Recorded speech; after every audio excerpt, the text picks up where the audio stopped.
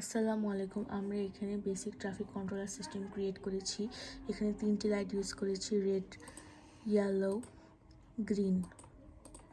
এখানে রেডের অ্যানোডটা হচ্ছে যে আমরা এখানে 8 নাম্বার পিনে, ইয়েলোয়ের অ্যানোডটা হচ্ছে 9 নাম্বার পিনে এবং গ্রিনের অ্যানোডটা হচ্ছে 10 নাম্বার পিনে এবং তাদের প্রত্যেকটির সাথে হচ্ছে যে 220 ওহমের রেজিস্টার ইউজ করেছি এবং প্রত্যেকটি লাইট হচ্ছে যে কমন ক্যাথোডে হচ্ছে যে অ্যাড করেছি। এখন আমরা কোডের দিকে তাকাই।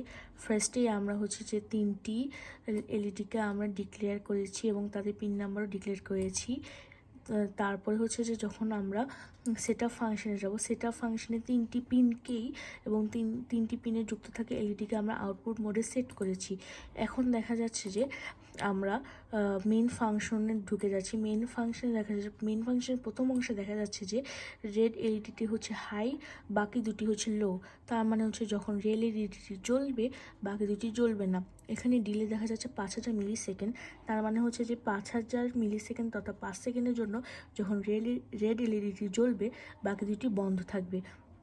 সিমিলারলি দেখা যায় 2000 মিলি সেকেন্ডের জন্য ইয়েলো এলইডিটি হাই আর বাকি দুটি লো। তার মানে হচ্ছে যে 2 মিলি সেকেন্ড বা 2 সেকেন্ডের জন্য ইয়েলোটি জ্বলবে, বাকি দুইটি অফ থাকবে।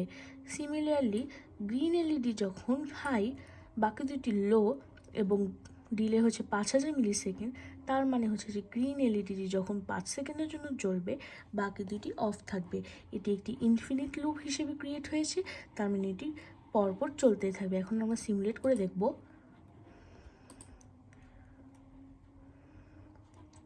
5 সেকেন্ড হলে ইয়েলোটি জ্বলবে, ইয়েলো জ্বলছে। 2 সেকেন্ডের পর গ্রিনটি জ্বলবে, এটা 5 সেকেন্ডের জ্বলবে।